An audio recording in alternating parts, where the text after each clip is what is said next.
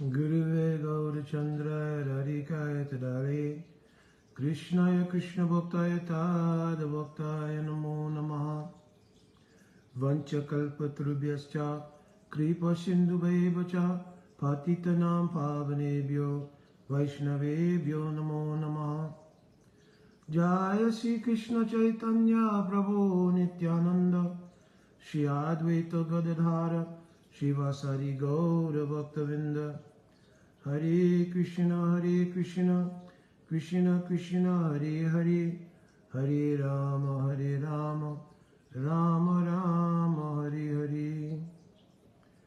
Dhanyavad Pranam devotees. So this short video is in relation to a class that I gave on Sunday on our regular Zoom session. And at the same time, it answers a couple of questions that were a little bit older, actually. These were questions that came in a little bit after I returned from travel. And they dealt with sort of interactions between devotees. They dealt with the various problems that devotees have when they take to the practice of bhakti. One devotee mentioned that it was a husband and wife, actually, and they mentioned, the wife did, that after initiation, she seemed to encounter more problems than she did solutions to problems. And she was speaking that was initially. She said things have obviously rounded out or gotten better, but that they faced many challenges.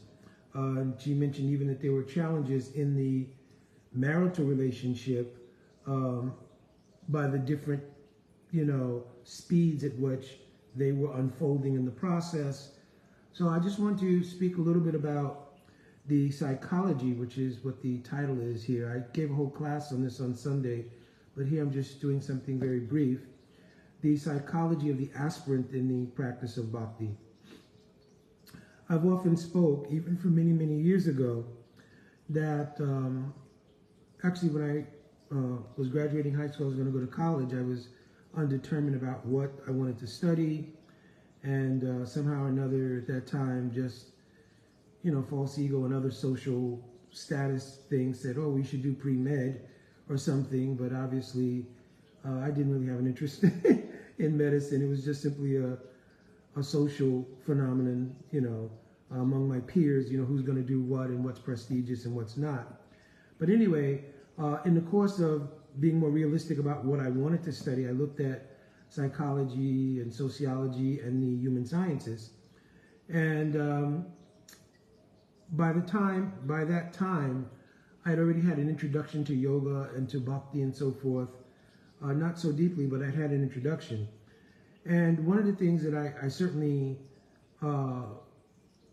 understood was that any of the social sciences or human sciences, there has to be an inadequacy in the overall depth of the human sciences and social sciences, because it's not possible to really give a full, holistic picture of the human condition without understanding the essence of the human condition, which is the soul.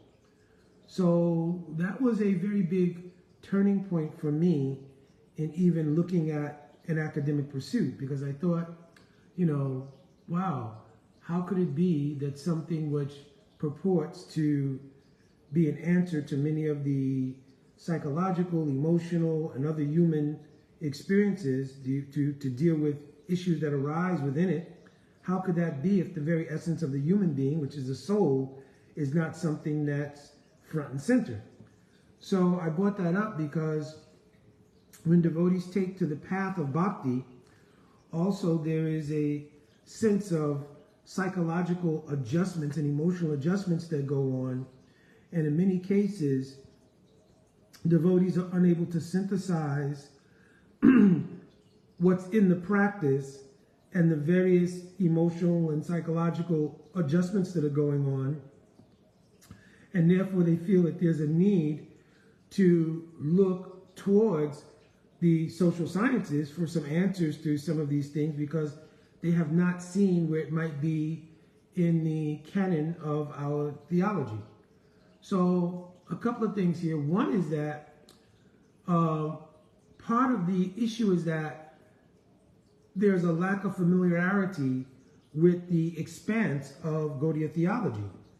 And we should, but don't always, have the appreciation that Bhakti is absolute. And absolute means it must also be inclusive, absolutely, of everything that would pertain to the soul and the karmic experience, and hence sometimes coined our human experience, right? Everything must be there in relation to that. But to fast forward here, because we're trying to make this short, in the writing of Srila Vishwanath Chakravarti Thakur Pad, in one book he has written called Madhurya Kandambini. In this book, it most excellently addresses the psychological component in a Vaishnav Siddhantic way. It addresses the psychology of an aspirant through the stages of unfoldment in Bhakti. He identifies the various unfolding stages from Ado Shraddha to Sadhu Sangha, Bhajana Kriya, Anartha Nivritti, which is a big phase in the psychological adjustments that go on, Nishta, and then spiritual taste, Ruchi, and then deep spiritual attachment, which is foundationed on realization, called Ashakti, and then the actual synthesis or complete attainment of oneness with the spiritual energy by the soul, and therefore self-realization in the form of bhav. So the stages that we go through often produce various levels of psychological adjustment, because we have been able to, within our material context, always frame everything out. For instance, I will know that if I'm taking a pursuit in any given field, there is a marker of beginning, there's a sort of step-by-step marker along the way of where I am, and then I also have an end goal in mind. And when I start the endeavor, 9 out of 10 times, there's also a time frame given. If I'm going for a 4-year degree, it's exactly that. It's a 4-year degree. So minus whatever adjustments may be made in my more diligent pursuit or less diligent pursuit, it may lengthen that, but I have a framework. So even in the same way regarding, savings account or doing a budget, I know that if I'm going to put this much money away and do this and do that, then by this period of time I should have accumulated this, and so forth and so on. So we operate in that paradigm that everything has a framework, and that framework is marked, especially by time markers and so forth. So it makes everything seem easy within the purview of our doership. And what I mean by that is that we have the feeling that I'm doing this. And therefore, if I can set up this very clear framework, I can feel my sense of doership taking effect.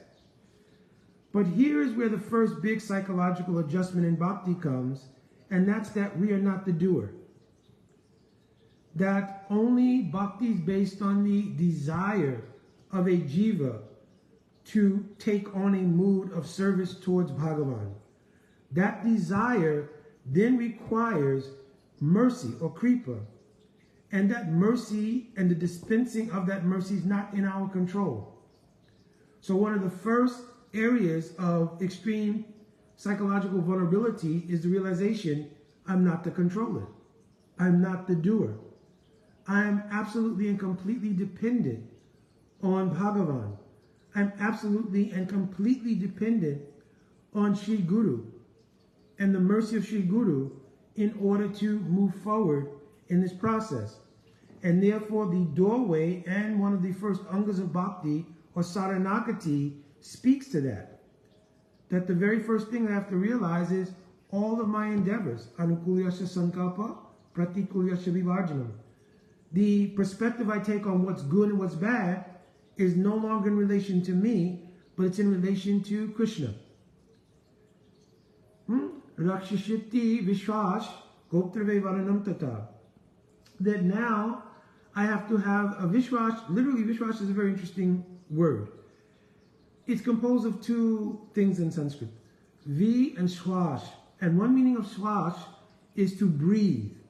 So here the meaning is the same kind of faith, trust, or confidence you put in the Lord to breathe from second to second is the kind of faith that's needed to realize God.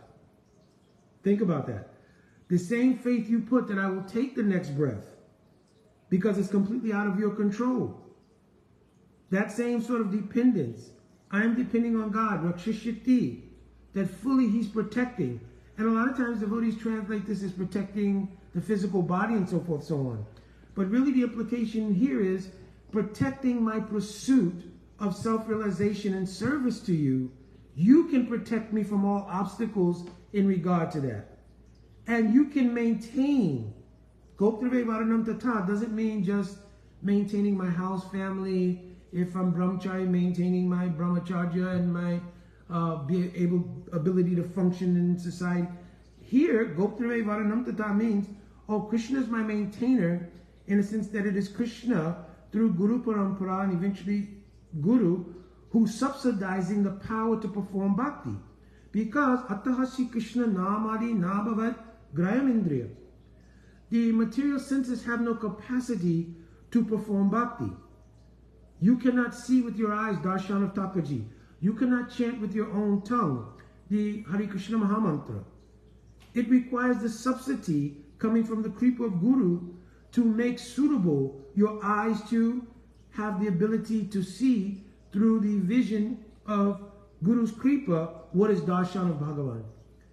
It is the subsidy of Guru that allows your tongue to reproduce the Shabda Brahman or Shabda Murti, more accurately, of Shri Krishna. And it is through the hearing of Srimad Bhagavatam from Shri Guru and high class of sadhus that Shruta Ikshita Panta, on the path of this kind of hearing, that you will develop the ability to genuinely realize who am I, who is Bhagavan, what is our relation, etc., etc. So this Shruta Ikshita, seeing through hearing, this is all part of the subsidy given by Bhagavan in Parampara, but given directly through Shri Guru. So it means we no longer have the individual sense of doership, and that is an extremely psychologically vulnerable place. And therefore, there's a sense on how much of that can I hold on to.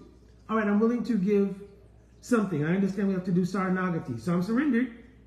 I believe in Krishna. I've taken initiation.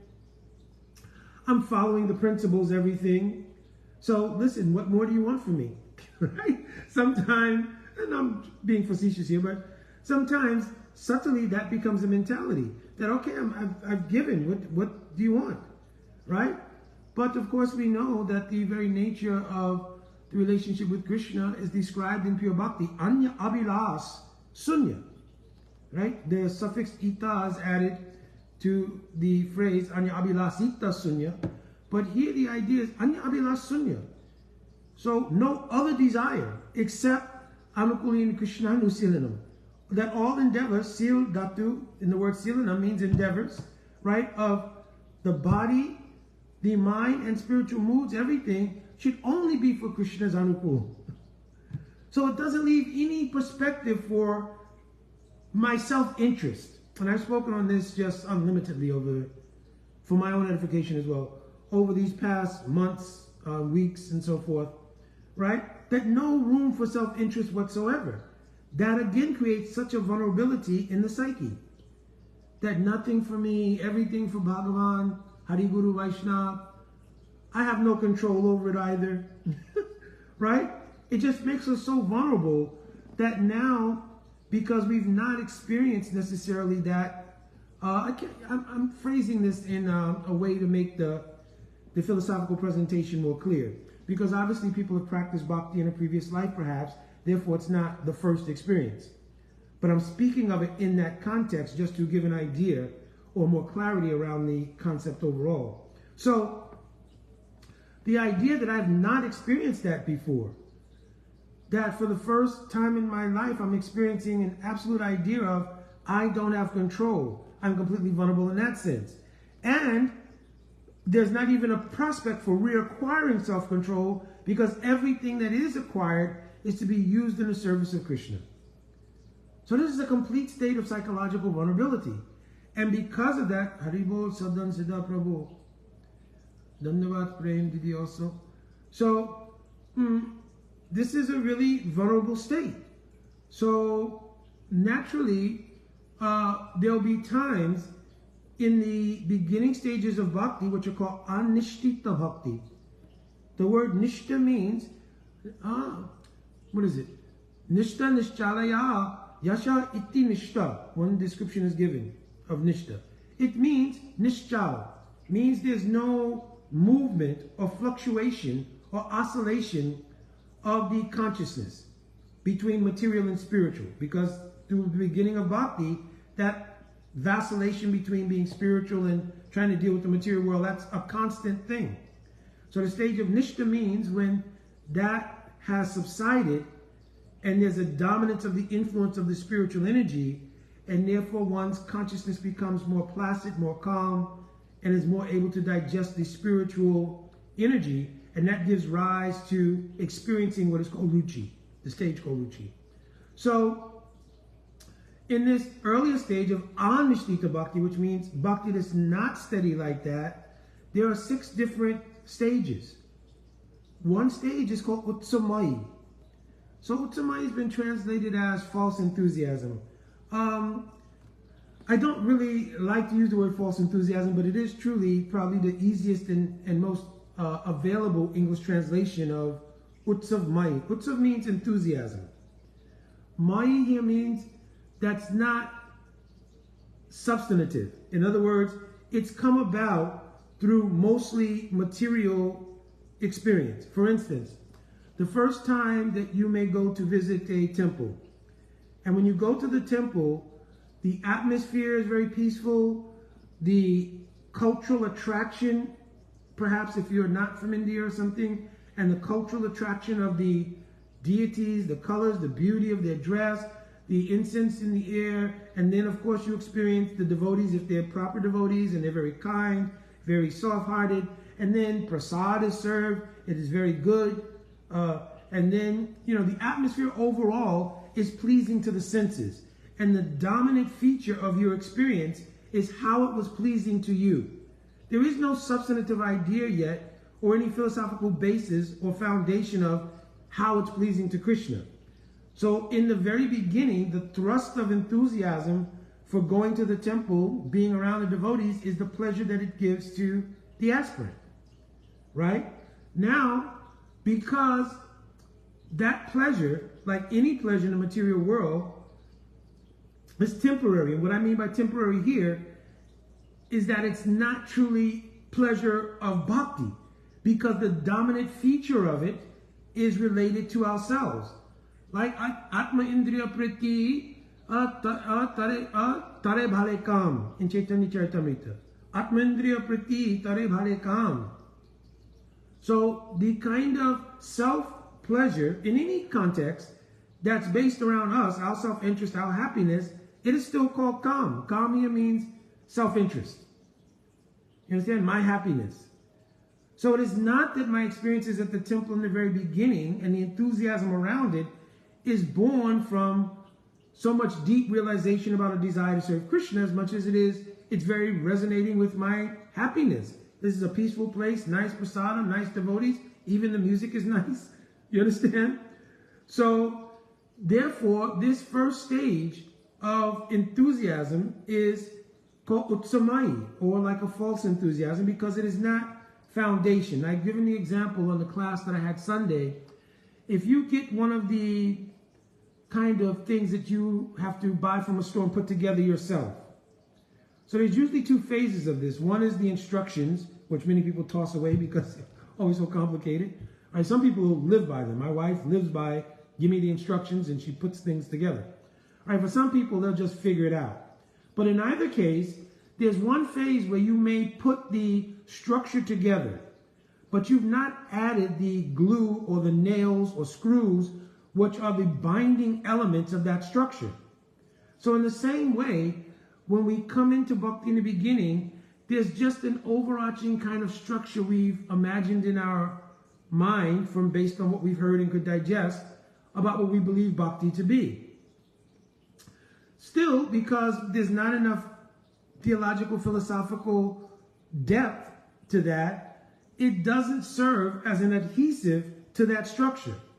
And therefore, as soon as there's any realization that this is not going to happen within a week, 2 weeks, 2 months, 2 years, or 2 lifetimes, then the enthusiasm about it tends to wane. And the approach then to bhakti becomes mixed. It is called Ganatarala. Ganatarala means hot and cold, right? So it means that that initial enthusiasm was produced by something, which was Ado Shraddha, the spark of faith, which gave rise to consideration of looking at life beyond just my self-interest in the material world and its enjoyments and so forth. So that does not become lost. So now on that basis, I still want to pursue bhakti, but I can't identify like I could in the material world those markers I talked about. How long will it take for me to get the goal of this thing, love of God? Can anybody answer? Right? That becomes one. How long will it take? Oh, and again, I have to give up all considerations of my own self-interest. Also, I have no control. It's completely dependent on mercy. I can only perform the endeavor to appeal for that mercy.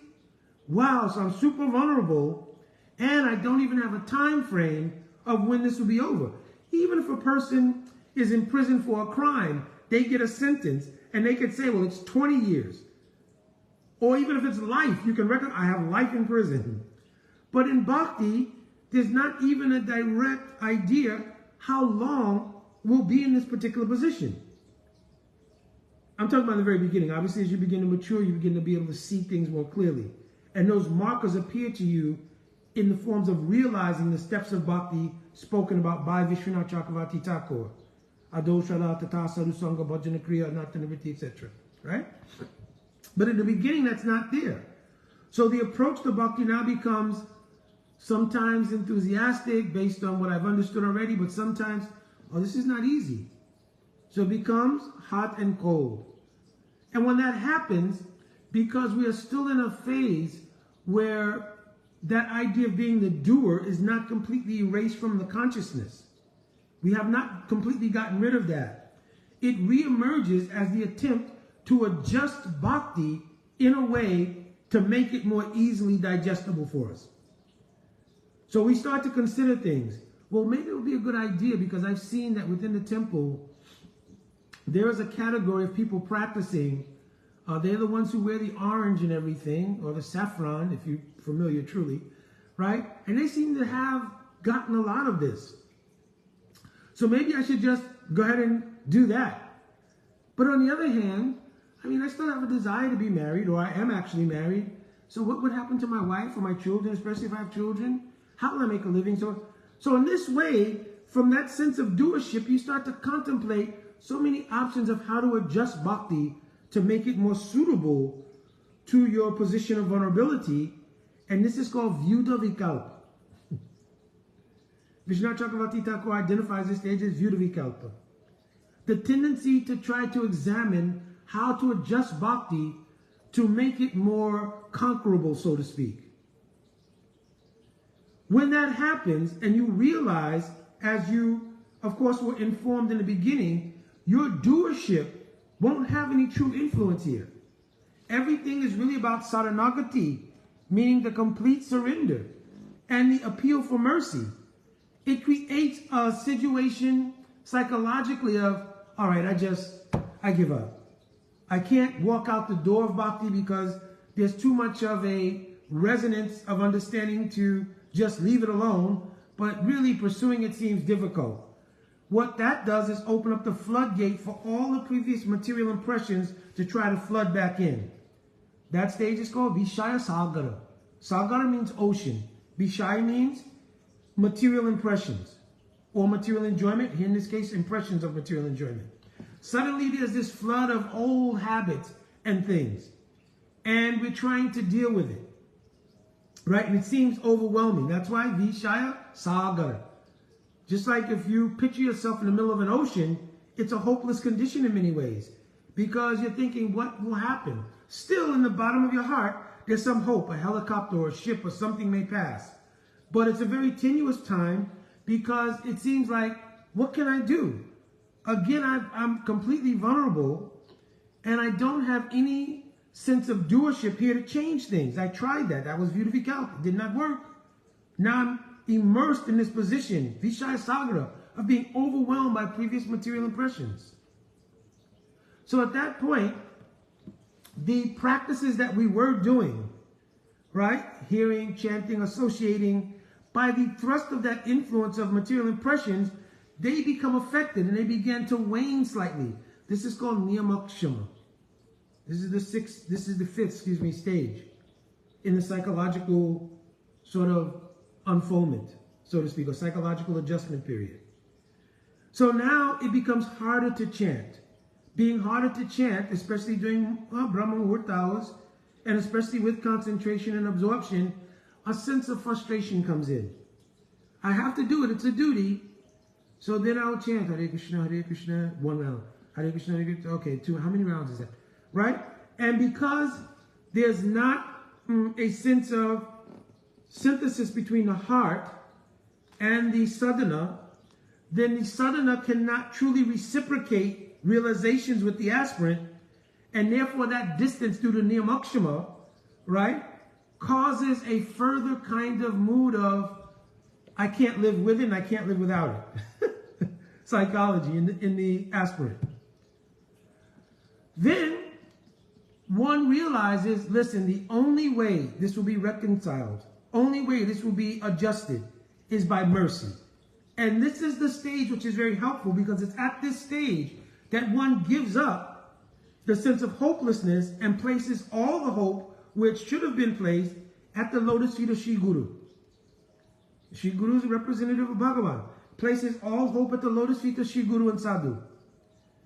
And then by the natural compassion and Karun Shakti, means mercy of the Sadhu, they open their hearts, and through their Harikatha and their Bhajan Shiksha, they revive the enthusiasm and spiritual strength in that aspirant.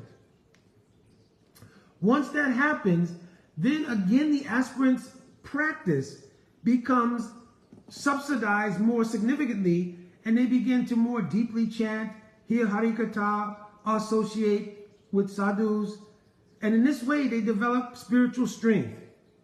One last element though remains. As soon as this thrust of spiritual energy comes, and you see the waning now of the material influences, the last and most difficult element of Anushtita Bhakti raises its head. Pratishta asa drashta swapacharamani ridi menate katu katam sadhu prema spritachi suchihi nanu manaha. Sri Raghunath Das Goswami is identified in Manasiksha Granth, in the book Manasiksha. He's identified that even after conquering over the gross sense enjoyments and coming to the platform where one's spiritual strength is arising, the outcast prostitute of pride begins to dance in the heart. And the devotee begins to think, yes, I'm chanting very nicely. I'm having so many realizations. I'm memorizing so many shloks. My kirtan is impeccable. My sevas has been recognized by so many people. And in this way, that very subtle, because here you have to really digest the speaking of Sri Raghunath Das Goswami. The word drashta means audacious. So he's saying, obviously, if you were to see an outcast prostitute dancing in a public square, you would think, oh, that's very audacious, right? And if anybody's practicing any kind of dharma or spiritual life, oh, I will stay very far away from such things. So Raghunath Das Goswami's implication here is, how then did it manage to sneak into your heart? You understand? How did it sneak into your heart? Because in the form of the bhakti impressions given by Sri Guru and the subsidized power that came, now the subtle tendency to enjoy that has come as labdha puja pratishta, the desire for name, fame, etc., etc. And pride is of such a nature that it can be present and you cannot even recognize it. Therefore, there's an overemphasis given in Gaudiya practice to Trenadapi Sunichena. Always be very, very in a mood of Trenadapi Sunich, seeing oneself very fallen, very humble. Tarorapi Evasishnuna. Be very tolerant. Don't bring your ego into every situation. Amani Namanadena. Be ready to give all kinds of respect to others, but don't look any respect in return. Understand? This is the nature of how a person can chant real Nam, sincerely, continuously. Kirtaniya Sadahari. So, it's very important that in this last stage, which is called Tarangarangini, right? The waves of this pride, to submit, Raghunath Das Goswami says, submit that by calling out at the lotus feet of Sadhu Guru. Oh, Sadhu Guru, please save me from this. Like Bhaktivinoda Thakur singing in one bhajan. Tai Sisha Tava Takya Savara Guru Abhimana Tyaji. Because the deepest form of pride is Guru Abhiman. So he's saying, may that Guru Abhiman Tyaji go far away from me. Tai Sisha Tava Takya Savara. May always be immersed only in meditation that I am the Sishya and Sevak of my Guru Padapadma.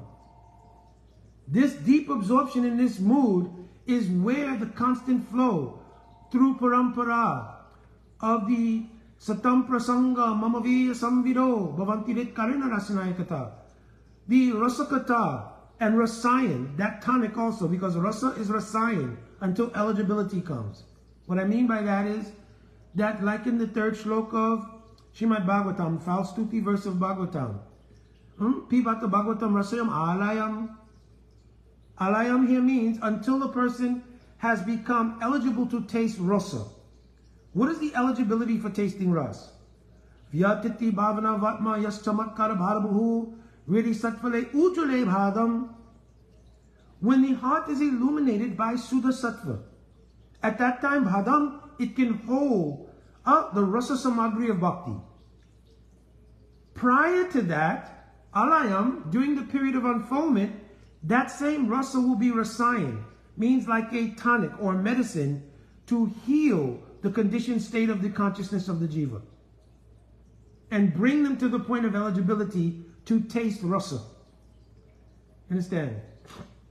So one should call out deeply at the lotus feet of Guru and Sadhu, save me from this pratishta asha, desire for name, fame, etc.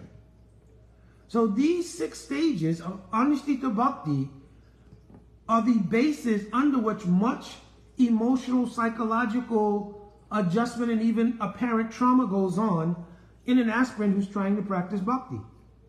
But if you can have this wonderful diagnosis given by Srila Vishwanath Chakravarti Thakur and the answers presented in the practice of Sadhan Bhajan, you'll see that there's a complete, encapsulated, absolute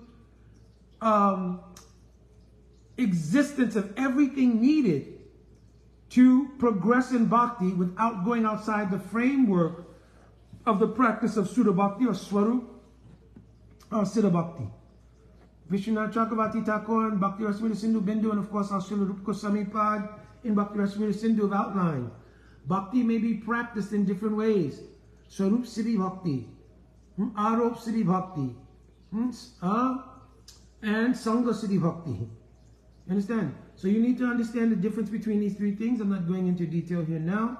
But Swarup Siddha Bhakti is our goal. Swarup Siddha Bhakti means practicing according to the actual Swarup of Bhakti. Shravan, Kirtan, Vishnu, Smaran, Padasevanam, etc. Having done Iti Pumsa, Prita Vishnu, Bhaktasthanavalak, having done Saranagati. This is the practice of Swarup Siddhi Bhakti. Sangha Siddhi Bhakti just briefly means following those things which are favorable to Bhakti, but not being absolutely and completely dependent on it. You understand? Because the core things are what is the practice of Bhakti. Arop Siddha Bhakti is the least desirable thing. It means when you still want to have some sense of self-control.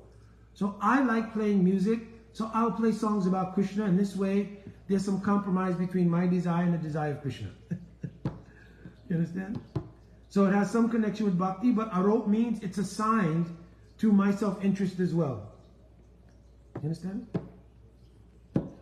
All right, so hopefully this was helpful. The idea was to present some understanding of the backdrop of the impact of psychological and emotional unfoldment while practicing bhakti, and the fact that within the framework of our Gaudiya theology, this has been addressed.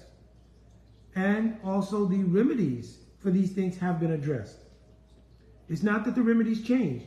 Harinam, Harikatha, Sadhu Seva, all those things remain the same. Trying to become absorbed, all of these things, no need to change the medicine, but to change the perspective on the diagnosis to understand how the medicine works is what we wanted to try to accomplish here. So hopefully that was able to be accomplished. Right? To understand that the diagnosis given by our Acharya, like Srila Vishnu Chakravarti Thakur, gives emphasis to the efficacy of the medicine of hearing and chanting, serving, etc. Understand? All right, my Dandavat Pranam devotees, please pray for me. Always give me your mercy and blessings. I'm always in pursuit of that. Jaivancha Kalpaturubhisha Kripa Sindhuvevacha Patitanam Pavaneva Vaishnavebhyo Namo Namaha. Jai Radhe Radhe.